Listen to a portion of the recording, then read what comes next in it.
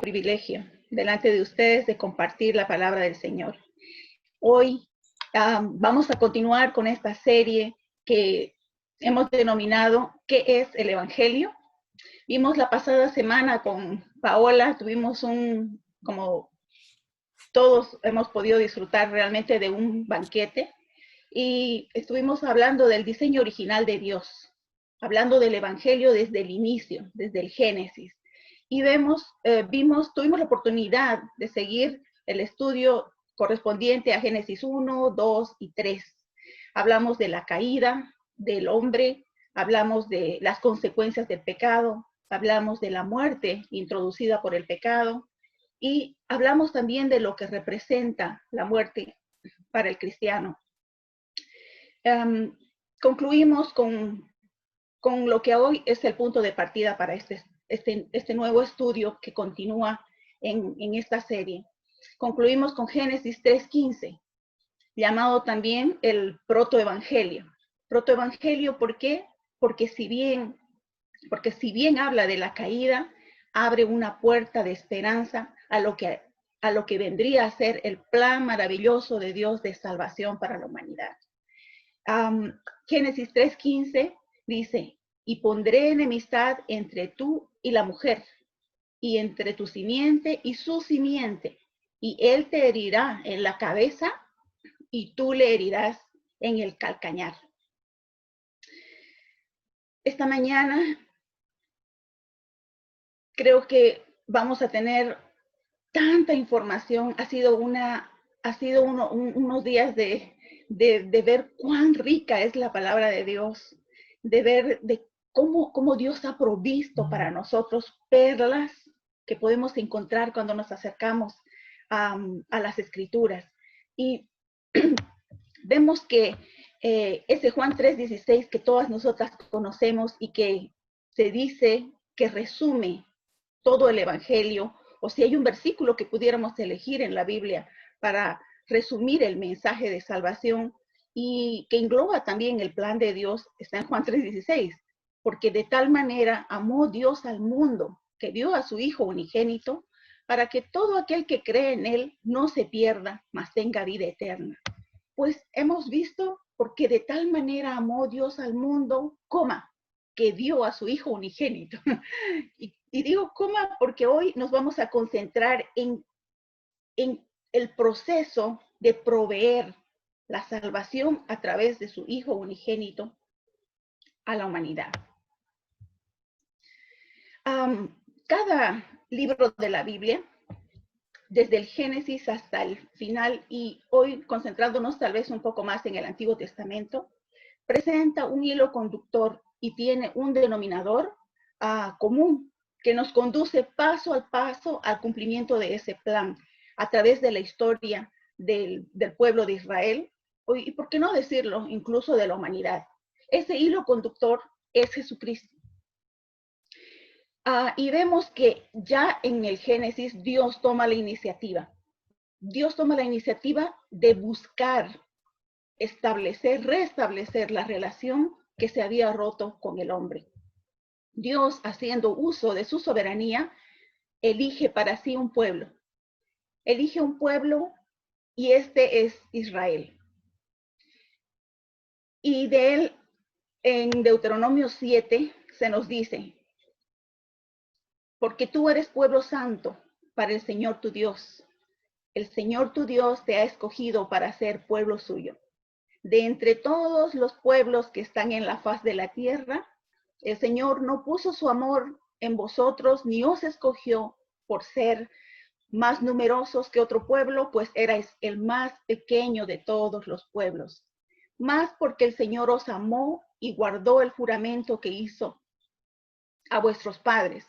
El Señor os sacó con mano fuerte y os redimió de la casa de servidumbre, de la mano de Faraón, rey de Egipto. Reconoce pues que el Señor tu Dios es Dios, el Dios fiel que guarda su pacto y su misericordia hasta 1000 generaciones con aquellos que le aman y guardan sus mandamientos. Dios eligió a Israel por amor. Dios eligió soberanamente. Él no tenía que hacerlo, pero él quiso hacerlo. Dios, primeramente, nos promete un Mesías después de que Adán y Eva cayeron en pecado. Más tarde, Dios va confirmando que el Mesías vendría del linaje de Abraham, de Isaac y de Jacob. Y vamos a tener oportunidad de ver eso más a detalle un poquito más adelante. Sin embargo, quiero puntualizar nuevamente que el hilo conductor en toda esta historia, desde el Génesis hasta adelante, es Jesucristo, es la persona de Jesús. Jesucristo es la razón fundamental por la que Dios eligió a Israel para ser su pueblo especial. Dios no tenía que tener el pueblo elegido, pero Él decidió soberanamente hacerlo de esa manera. Jesús habría de venir de alguna nación o pueblo y Dios eligió a Israel. Génesis 12, 2 al 3 nos dice, haré de ti una nación grande y te bendeciré y enriqueceré, engrandeceré tu nombre. Y serás bendición, bendeciré a los que te bendigan y al que te maldiga, maldeciré. Y en ti serán benditas todas las familias de la tierra. Sin embargo, la razón por la que Dios eligió a la nación de Israel no fue solamente por el propósito de producir un Mesías a través de ellos. El deseo de Dios era que ellos irían a enseñar y que ellos serían el medio por el cual Dios se diese a conocer al resto de las naciones. Y la intención era que fueran un pueblo diferente, una nación de gente que señalara a otros el camino hacia Dios. Y en su mayor parte vemos que Israel falló en esta tarea.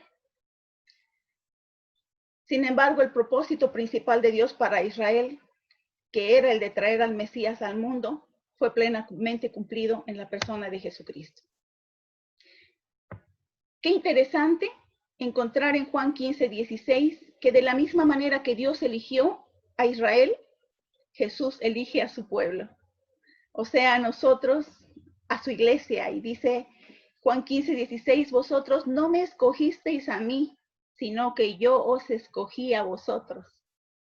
Y os designé para que vayáis y deis fruto, y que vuestro fruto permanezca para que todo lo que pidáis al Padre en mi nombre, os lo conceda. Nuevamente, el Señor nos eligió soberanamente y nos eligió por amor. Dios quería que este pueblo suyo elegido fuese diferente y para ello estableció una serie de instrucciones, les dio una serie de instrucciones y estableció con ellos una relación particular, ¿no? Y esta relación está plasmada en lo que llamamos pactos. Encontramos en la Biblia 7 pactos, de los cuales voy a mencionar muy rápidamente porque me voy a concentrar en aquellos que van con ese hilo conductor que queremos ver, que es la revelación de Jesucristo. ¿Qué es un pacto? Un pacto es una alianza, un convenio, un acuerdo. Es muy probable que que se derive de una raíz acádica que significa también encadenar o poner grillos. O sea, los pactos son simplemente acuerdos vinculantes entre dos o más personas o partes. Tenemos entre los pactos el pacto adánico, que tiene que ver con el Edén, o sea, podemos dividirlo en dos partes, como el pacto edénico y el pacto adánico. Edénico, donde se establece la responsabilidad del hombre hacia la creación y directiva de Dios en cuanto al árbol del conocimiento del bien y del mal, y el pacto adánico que incluyó las maldiciones que fueron pronunciadas a tiempo de la caída. El pacto noético es el que se establece con Noé específicamente y la humanidad de forma general. Después del diluvio, Dios promete a la humanidad que nunca más destruiría la tierra con agua. Y como señal del pacto se establece o se produce el arco iris, que es una promesa de que así sería y un recordatorio de que Dios puede y juzgará el pecado en en el mundo. Luego tenemos el pacto abrahámico en Génesis 12. Y en este pacto Dios promete muchas cosas a Abraham. Le promete hacer grande su nombre, le promete numerosos descendientes, que sería el padre de una multitud de naciones. Dios también le hace una promesa en cuanto a una nación llamada Israel. Habla de los límites geográficos del pacto que tiene con Abraham. O sea, tiene muchos detalles. Otra provisión en el pacto abrahámico es que las familias del mundo serían bendecidas a través del linaje físico de Abraham. Y esta es una referencia al Mesías, que descendería del linaje de Abraham. Luego el pacto palestino, que está en Deuteronomio 30. El pacto palestino amplifica aspectos relacionados a la tierra, que le detalla a Abraham en el pacto. De acuerdo a los términos de este pacto, si la gente desobedecía, Dios los dispersaría por todo el mundo, pero los restauraría si es que ellos obedecían nuevamente y haría que ellos prosperen. Luego tenemos el pacto mosaico, que fue un pacto condicionado que traería bendición directa de Dios por la obediencia o la maldición directa de Dios por la desobediencia sobre la nación de Israel. Parte de este pacto mosaico son los 10 mandamientos que conocemos de Éxodo 20 y el resto de la ley, que contenía como más de 600 mandatos, como alrededor de 300 positivos y 300 negativos. Los libros históricos del Antiguo Testamento, por ejemplo, como desde Josué hasta Esther, nos muestran cómo Israel tuvo éxito en obedecer la ley o cómo Israel fracasó de forma miserable en muchos aspectos al no obedecerla. Deuteronomio 11, 26 también nos detalla los motivos para la bendición y la maldición. Luego tenemos el pacto davídico, y el pacto davídico también está relacionado con la simiente mencionada para el pacto con Abraham, y las promesas a David en este pasaje son significativas. En 2 Samuel 7, Dios le promete que el linaje de David duraría para siempre y que su reino permanecería eternamente.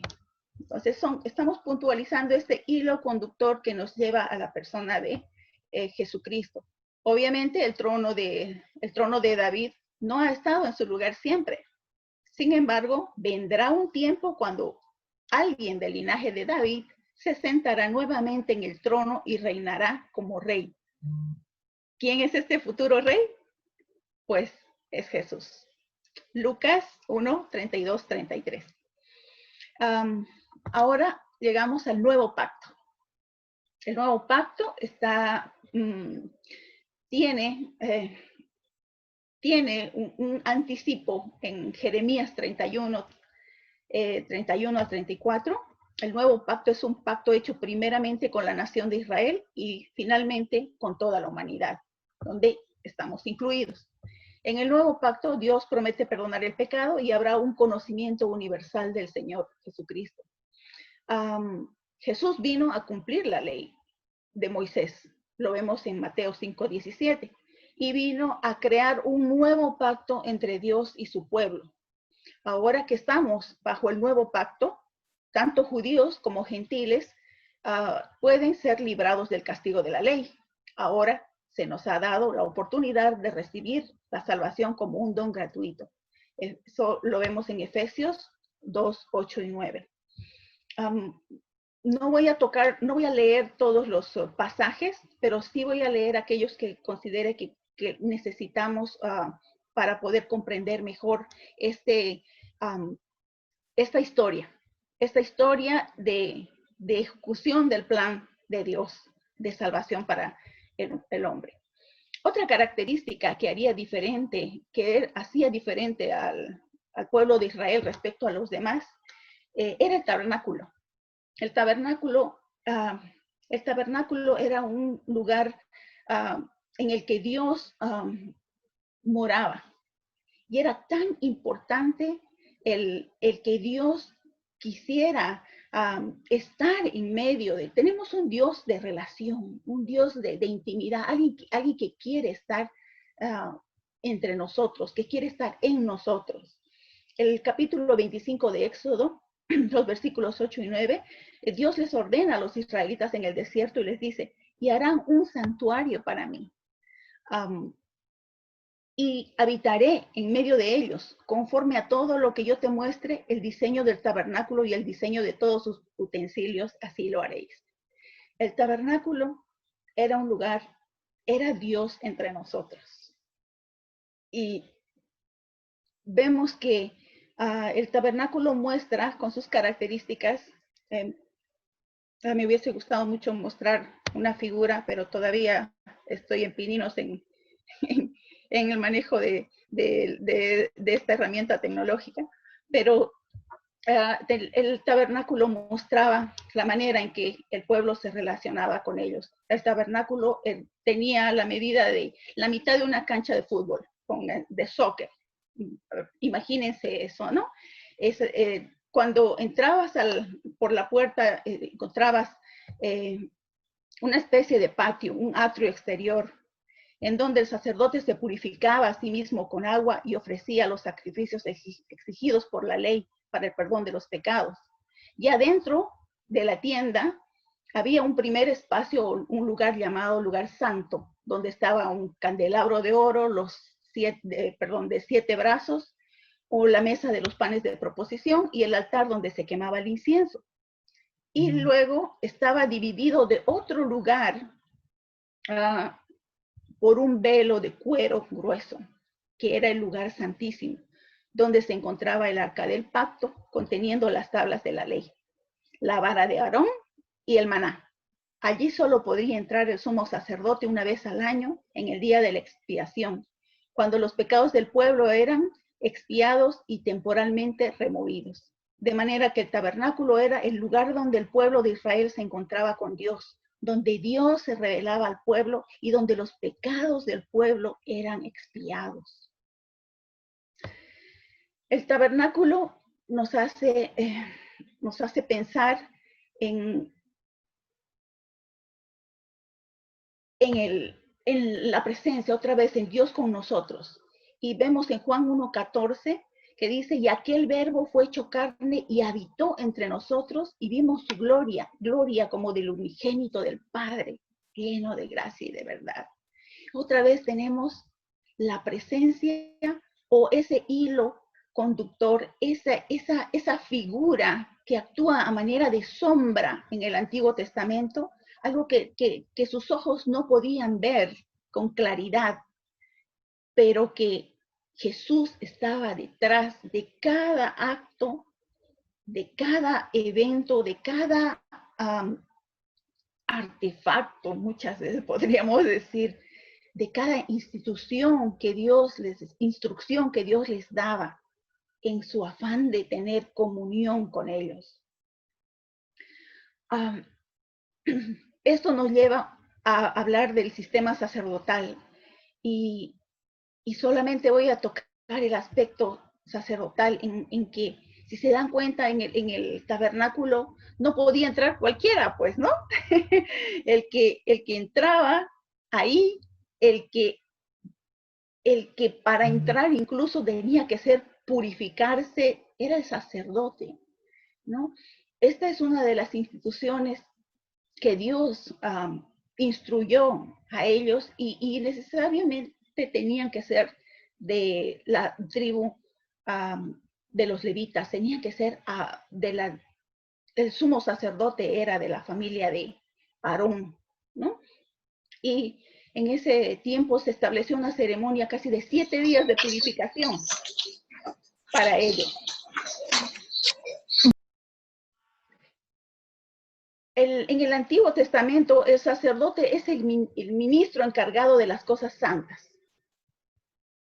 En el Sinaí quedaba establecido que el sacerdocio estaba restringido solamente a la descendencia de Aarón.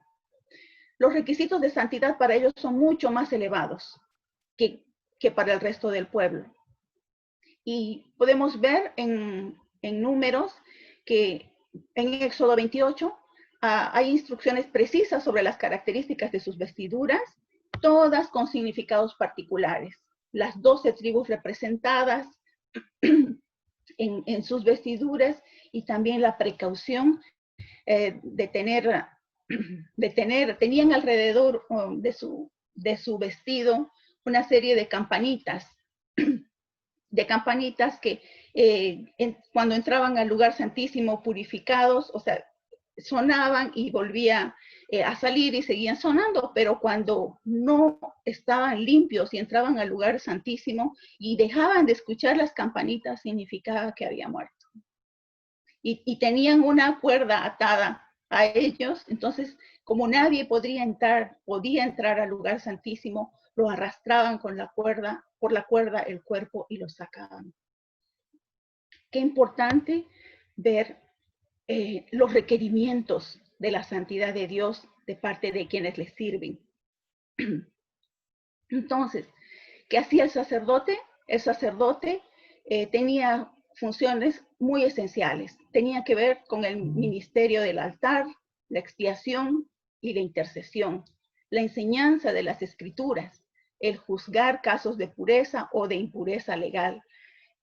Su figura está relacionada, la del sacerdote, sí o sí, con la función de mediación. Entonces, sin sacerdote no hay relación posible con Dios, porque sin él no hay sacrificio expiatorio. Y si no hay expiación, es que el pecado sigue en pie. Por lo tanto, se hace imposible una relación con Dios. Su ministerio de santificar y de interceder es esencial para que haya la reparación del pecado y la reconciliación con Dios. Y todo esto se cumple de manera plena en la persona de Jesucristo. Pues a diferencia de aquellos sacerdotes, Él es sacrificador y sacrificio al mismo tiempo. Un sacrificador perfecto y un sacrificio perfecto. El siguiente aspecto particular de los israelitas era el sistema de sacrificios. El sistema de sacrificios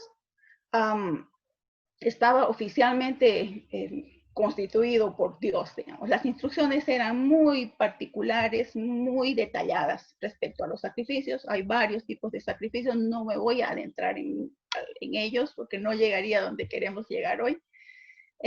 Pero vemos que en este reino de sacerdotes y gentes santas, pues estas personas, los mismos sacerdotes, pues eran también pecadores, ¿no? ¿Cómo era posible que se acercaran a Dios? Entonces, para poder facilitar el acceso del pecador a Dios, se instituyó este sistema de sacrificios, y los sacrificios tenían un doble propósito. El de la expiación, o sea, eliminar de culpa y pecado a través de un tercero, y el de la consagración. Todo lo traído a Jehová como ofrenda tenía que estar ceremonialmente limpio. Se podrían sacrificar del reino animal y del reino vegetal. En esta forma, el sacrificio provenía de aquello que era el sostén de vida de la persona. Entonces, al ofrecer este sacrificio,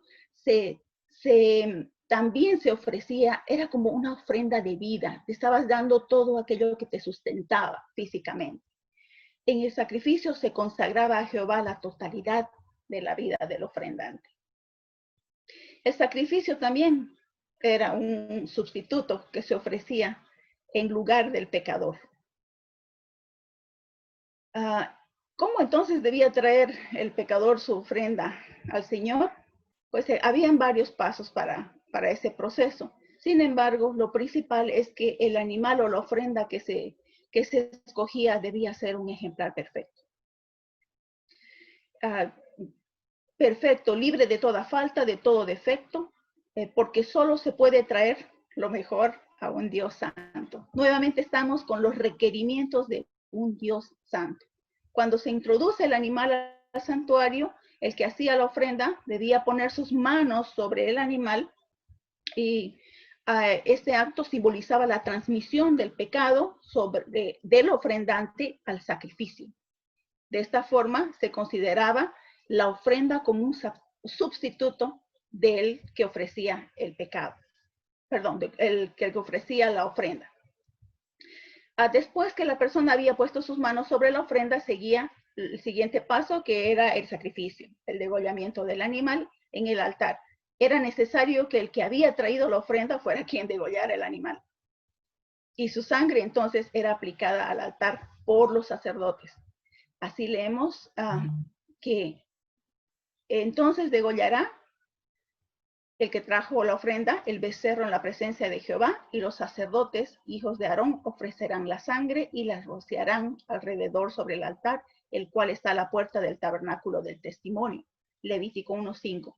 Entonces se degollaba el sacrificio, se derramaba su sangre como símbolo de vida y se presentaba a Dios una ofrenda aplicándose la sangre al altar. Se dice que la sangre entonces expiaba el alma. Los que necesitan expiación son el hombre y su pecado, y es Dios y no el hombre quien provee esa expiación. No era por lo que hacían, no era por el sacrificio que ofrecían, sino era porque Dios lo aceptaba, porque Dios actuaba en gracia para con ellos. Voy a pasar al... bueno, luego seguía la cremación de este animal sobre el altar y subía un olor suave, como dicen, olor fragante delante de Jehová. Y esto simbolizaba la consagración sustitutiva que se ofrecía mediante las víctimas. Y vemos, esto nos recuerda las palabras de Pablo en Efesios 5:2, cuando dice, Cristo nos amó y se entregó a sí mismo por nosotros, ofrenda y sacrificio a Dios en olor suave. Entonces el sistema sacrificial era una figura de la redención. Los sacrificios estaban anunciando a Cristo mismo, a su obra en la cruz, donde llevó en sí mismo el pecado de toda la humanidad. Cristo al hacer la expiación cumplió con todo el sistema sacrificial del Antiguo Testamento. Y nuevamente, cuando viene Cristo, lo que hace es cumplir toda la ley. Primera Samuel 15:22 dice, ¿se complace acaso el Señor en holocaustos y sacrificios como en la obediencia a la voz del Señor? He aquí, el obedecer es mejor que un sacrificio y el prestar atención que la grosura de los carneros. Nuevamente, es como mirar detrás del velo un ratito, ¿no? De esa sombra, de las figuras que representan todo este sistema de todas estas instituciones de parte del Señor, como en este caso el sistema sacrificial. Luego, el último aspecto que voy a ver en este punto de las instituciones de Dios son las fiestas judías. Y voy a pasar así volando por ahí, ¿no? Son 7 las fiestas importantes en la Biblia por mandato del Señor. 4 están en Levítico 24 todas estas instituciones. Y vemos que está la Pascua, los panes sin levadura, las primicias, el Pentecostés, las trompetas, el día de la expiación y los tabernáculos. Lo importante de estas fiestas judías que los judíos han venido celebrando desde el tiempo de su institución, ¿no? Es que tienen tienen un trasfondo, ¿cómo podríamos decir? Tienen un significado profético, ¿no? Vemos así que la Pascua simboliza la muerte de Jesús, cuando los israelitas estaban saliendo de Egipto y un cordero es muerto y con la sangre se cubren los dinteles. Entonces la fiesta de la Pascua, si lo vemos más adelante, ya en el tiempo del cumplimiento, lo vemos simbolizado en la muerte de Jesús. Luego vemos los panes sin levadura, simbolizado en la sepultura de Jesús, las primicias, la resurrección de Jesús, el Pentecostés, la venida del Espíritu Santo. Y luego vemos que estas fiestas, como tienen un carácter profético, se van cumpliendo en el ministerio de Cristo, ¿no? Y tenemos en estas fiestas aún 3 fiestas pendientes, que sería el de las trompetas, que, um, que equivale o podría equivaler al rapto de la iglesia, el del día de la expiación en la segunda venida de Cristo y el de los tabernáculos en el milenio, cuando finalmente Él venga a morar aquí y establecer su reino por 1000 años. En el estudio de estas fiestas o de estos aspectos culturales de la tradición judía, nos da un mejor entendimiento de las escrituras de la Biblia. Pablo dijo, por tanto, nadie os juzgue en comida o en bebida, o en cuanto a los días de fiesta, luna o días de reposo, todo lo cual es sombra de lo que ha de venir. Pero el cuerpo es de Cristo. No las estudiamos para repetirlas, no las estudiamos para practicarlas, las estudiamos para entender el mensaje detrás de ello, de parte de Dios, que como podemos ver nuevamente, se traduce en la presentación de su Hijo, en la presentación del ministerio de Jesucristo en el mundo. Ahora sí, llegamos al nuevo pacto y su gloria. Y voy a ir mucho más rápido porque estamos con el tiempo. El nuevo pacto y su gloria, que está en 2 Corintios capítulo 3, es un pasaje maravilloso en el cual Pablo le está hablando a los corintios, una congregación que él amaba mucho, y como los amaba tanto, se dolía con lo que estaba pasando entre los corintios, que habían dado lugar al judaísmo, a la corriente judaizante dentro de ellos, y que estaban volviendo de la gracia a la ley, o sea, estaban volviendo a las prácticas que ya se había dejado, ¿no? 2 Corintios es una carta de las más personales de Pablo a las congregaciones. Y vemos que su deseo era guiarles hacia el evangelio y a las buenas noticias del nuevo pacto y dejar atrás las prácticas del antiguo pacto con su ritualismo y su ceremonialismo. Acabamos de ver todos estos aspectos que Dios había instituido en su relación con Israel, pero que eran figuras, que eran sombras para mostrar lo que venía, para mostrar, eran destellos que estaban indicando la ejecución de su plan, ¿no? De ahí que Pablo, en su descripción de la gloria del nuevo pacto, con siervos del nuevo pacto, en Mateo 28, Jesús dijo, porque esta es mi sangre del nuevo pacto, que es derramada por muchos para el perdón de los pecados. Los corintios conocían del nuevo pacto, así como nosotras conocemos. Ya habían recibido esa enseñanza, sin embargo, se habían desviado y se habían vuelto a las prácticas del antiguo pacto, que eran sombra y símbolo del nuevo pacto. Vemos en Hebreos 8:6, pero ahora él ha obtenido un ministerio tanto mejor, por cuanto es también mediador de un mejor pacto, establecido sobre mejores promesas. Los profetas, los sacerdotes y los reyes en el Antiguo Testamento fueron mediadores, pero no representaban a ambas partes de forma igualitaria. De ahí que no fueron eficaces. Fueron sombra del mediador perfecto. El nuevo pacto tiene un mejor mediador y una mejor promesa, y es que por el sacrificio de Jesucristo, nuestros pecados fueron borrados de una vez y para siempre.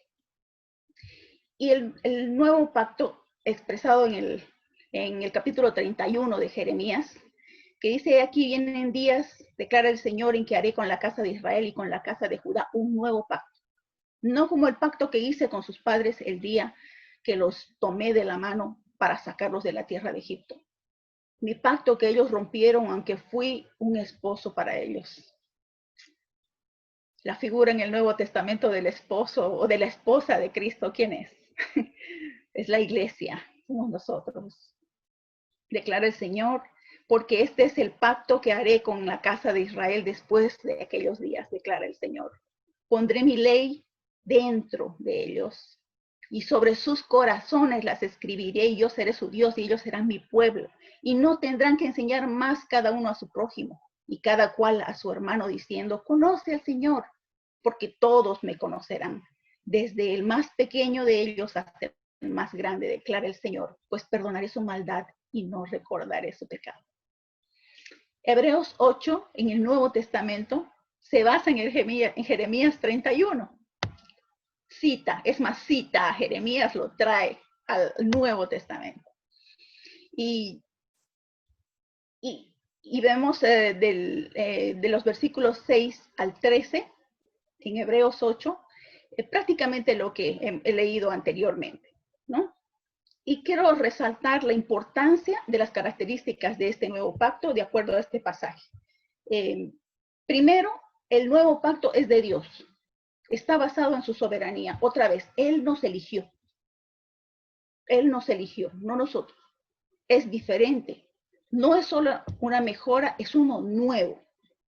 Es con Israel, no con los gentiles, de acuerdo al versículo 8. Sin embargo, no nos deja de lado a los gentiles. Los judíos solo los representan, ya que en el pacto abrámico nos incluye, ¿no? Dice que bendecirá a todas las naciones a través de su linaje.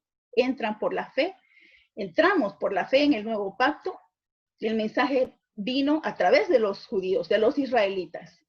Pero podemos decir que hoy hay más gentiles cristianos en el nuevo pacto que judíos, porque ellos rechazaron a Jesús, ¿no? Pero la palabra también dice que vendrán días en que todo Israel será salvo, en Romanos 11. Este pacto no es legalista, el nuevo pacto, según el versículo 9. Él continúa limpiándonos por su sangre con la confesión y el arrepentimiento. Es interno, no es externo, es en el corazón, es permanente. Es personal, de acuerdo al versículo 11. Todos le conocerán individual y personalmente. Trae perdón completo. De acuerdo al versículo 12, es un solo sacrificio. Nunca más se acordará de nuestras iniquidades. El viejo pacto terminó al llegar el nuevo pacto. El versículo 13 lo deja claro. Se acabó, es obsoleto, fue reemplazado. Cuando volvemos a sus prácticas, estableciendo ritualismo en nuestro culto, a una religión, volvemos a una religión simbólica, al ceremonialismo, ya sea con sacrificios, con elementos santos, con vestiduras sagradas, que son características de lo que hemos hablado del viejo pacto. Hacemos lo mismo que los judaizantes estaban haciendo en la iglesia, en la iglesia de Corinto. Negamos a Cristo y negamos el evangelio de gracia. Todo el sistema sacrificial y ceremonial había acabado y aún hoy se ha acabado para nosotras. No por obras, dice la palabra, sino es por gracia. No debemos resucitar lo viejo, lo obsoleto, lo mezclado y mezclarlo con nuestro cristianismo, ya que este fue reemplazado totalmente. Cuando Cristo murió, ese velo hecho de cuero que separaba el lugar santo del santísimo fue roto. Y no solamente el velo, vemos que después de Jesucristo, literalmente, y antes el templo fue destruido, literalmente el año 90. Hebreos 9:11 dice, pero cuando Cristo apareció como sumo sacerdote, el único, digno, el sacrificio perfecto de los bienes futuros a través de un mayor y más perfecto tabernáculo, no hecho con manos, es decir, no de esta creación.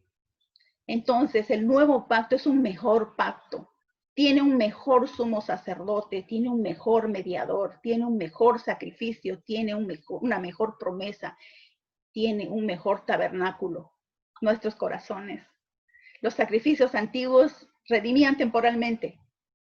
El nuevo pacto incluso salva a la gente del antiguo pacto, pues el antiguo pacto era símbolo de lo que se venía. Bien, otra vez quiero concentrarme en la persona de Jesucristo revelado. ¿Cómo se revela en el Antiguo Testamento? Si vemos el Antiguo Testamento de forma panorámica, así como miramos un paisaje, vamos a ver algo hermoso, es verdad. Vamos a ver historias, vamos a ver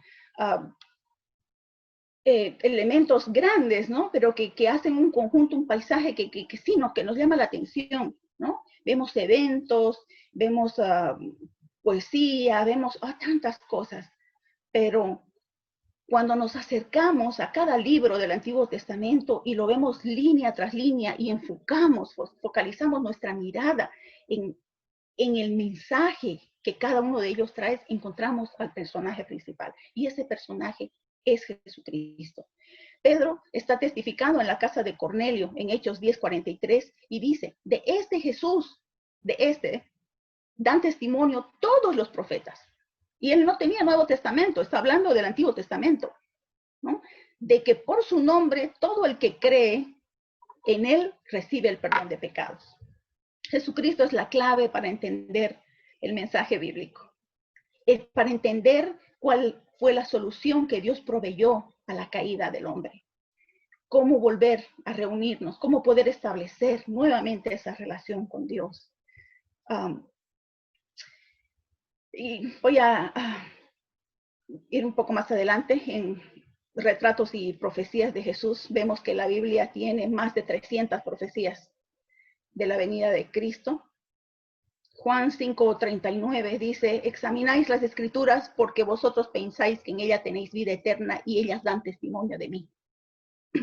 Todas las escrituras dan testimonio de Jesucristo. Jesús, como Pedro, también se refería al Antiguo Testamento porque no había Nuevo Testamento.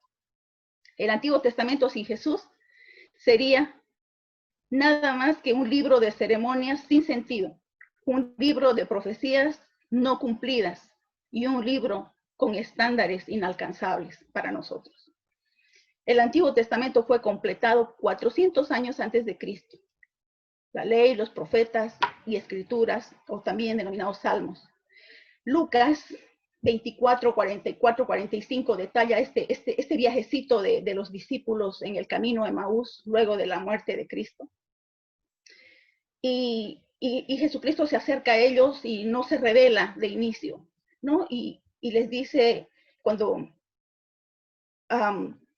ya se acerca y finalmente abre sus ojos y les dice, esto es lo que yo os decía, cuando todavía estaba con vosotros, que era necesario que se cumpliese todo lo que de mí está escrito en la ley de Moisés, en los profetas y en los salmos. Entonces les abrió la mente para que comprendieran las escrituras. Comprender las escrituras es encontrar en la Biblia todo lo que se dice de Cristo, amadas hermanas. En la ley, que es el Pentateuco, en los profetas, en los salmos. Israel vivió bajo la teocracia y la monarquía, y entre ellos se comprendía perfectamente el significado de la unción, del ser ungido. Había 3 clases de ungidos, los profetas, los sacerdotes y los reyes. Cristo, cuyo nombre significa el ungido, en las escrituras está tipificado como eso, como profeta, como sacerdote y como rey. Y efectivamente, Jesucristo se constituye en eso mismo. El Antiguo Testamento contiene implícitamente al Nuevo Testamento y el Nuevo Testamento contiene explícitamente el Antiguo Testamento. Es una conjunción perfecta de la historia del plan de Dios, de revelación de su Hijo. Rápidamente, los retratos de Jesús que encontramos en el Nuevo Testamento, en los Evangelios, Mateo, Marcos, Lucas y Juan, Jesús es el profeta que viene a predicar el reino de Dios. En el libro de los Hechos y las Epístolas, Jesús es ese sacerdote ascendido e intercesor. En el Apocalipsis, Jesús es el rey que retorna para reinar. En el Antiguo Testamento encontramos retratos de Jesús y figuras y personajes que son tipos de Jesús. Voy a mencionar algunos de ellos. Jesús es el segundo Adán, el primer Adán profetizó de él. Jesús es un profeta como Moisés, que es una simbología de él. Jesús es un sacerdote como Aarón y Melquisedec, que son prefiguras de él. Jesús es un campeón como Josué, que significa Jesús, y es su contraparte en el Antiguo Testamento. Jesús es el cumplimiento de la ofrenda de Isaac en el monte Moriah, donde Jesús literalmente murió. Jesús es rey como David. Jesús es un sabio consejero como Salomón. Jesús es un amado, rechazado y exaltado hijo y proveedor de alimento para todo el mundo como José. Jesús es retratado en el arca del pacto. Jesús es el sacrificio en el altar de bronce, en el tabernáculo, en el templo. Jesús es el trono de la misericordia donde habitaba la gloria de Dios. Jesús es el agua que brotó de la roca. Jesús es el maná que cayó del cielo. Jesús es la serpiente de bronce que fue levantada en el desierto. Jesús es el cordero pascual. Jesús es el macho cabrío que lleva en sí los pecados de la gente. Jesús es el león de Judá, el buen pastor que da su vida por las ovejas. Jesús es la raíz que brota de la tierra seca, nacido de una virgen. Jesús es la vid verdadera. Jesús es aquel que desfigurado y sin atractivo es digno de ser amado. El Antiguo Testamento sin la persona de Jesucristo es como un camino que no conduce a ningún lugar. Jesús en el Antiguo Testamento con toda claridad es profeta, es sacerdote y es rey. Si lo observamos nuevamente panorámicamente, vemos solo leyes, mandamientos, historias interesantes, fiestas atractivas, eventos memorables, pero si nos acercamos a ella libro por libro, veremos la preeminencia de la persona de Jesucristo. El protoevangelio con el que comenzamos y con el que terminó Paola la semana pasada, Génesis 3:15, profetiza un nacimiento, una herida y una victoria. Jesús vendría de la simiente de una mujer. Miren qué interesante, la simiente de una mujer, no dice la simiente de un hombre, y ya está hablando de un nacimiento virginal. Jesús vendría de una sección de esa raza, a través de Noé, de un hijo de Noé, de Sem. Jesús vendría de una nación de esa sección de esa raza, como Israel, el pueblo, la nación de Israel, un hombre de esa nación, Abraham. Jesús vendría de un hijo particular de esa raza, Isaac, de un hijo de Isaac, en el mismo linaje de Jacob, vendría de una familia de las 12 tribus de Israel. Judá, de acuerdo a Génesis 49, cada uno de estos aspectos tiene el respaldo bíblico. Vendría de una familia de Judá, de la familia de Isaí. Vendría de un hijo de los 8 hijos de Isaí. El Mesías vendría de la casa de David. Jesús vendría de cierta mujer de la casa de David, una virgen. Isaías 7:14. Su nacimiento tendría que darse en Belén. Tendría que ser odiado, despreciado, crucificado y muerto. Isaías 53 nos narra la figura literal de aquello que se cumplió en la persona de Jesucristo. Todo, absolutamente todo en las Escrituras apunta claramente a la persona de Jesucristo. Esto es solo una muestra de entre más de 300 profecías bíblicas que señalan a Jesús como el Mesías prometido. Ya casi terminamos. 1 Timoteo 2:4-6 dice, el cual Dios quiere que todos los hombres sean salvos, que vengan al conocimiento pleno, al pleno conocimiento de la verdad, porque hay un solo Dios y un solo mediador entre Dios y los hombres, Jesucristo hombre, quien se dio a sí mismo en rescate por muchos, testimonio dado a su debido tiempo. Hechos 4:12 dice, y en ningún otro hay salvación, porque no hay otro nombre bajo el cielo dado a los hombres en el que podamos ser salvos. La palabra de Dios, las Escrituras, el Antiguo Testamento solo apuntan a la persona de Jesucristo. No hemos visto otro elemento, otra persona, otro mediador perfecto que la persona de Jesucristo. Hermanas, les animo a mirar detrás del velo, acercarse a ese paisaje y poder encontrar ahí a la persona de Jesús. Amadas hermanas, amigas, el plan de salvación de Dios ha sido ejecutado hasta hoy a la perfección. Lo podemos ver a la luz de las Escrituras. El tema central siempre ha sido el Antiguo y el Nuevo la persona de Jesucristo. Si tú aún no le has encontrado y no has establecido una relación íntima y personal como la que Él busca contigo, hoy Él quiere revelarse a tu vida.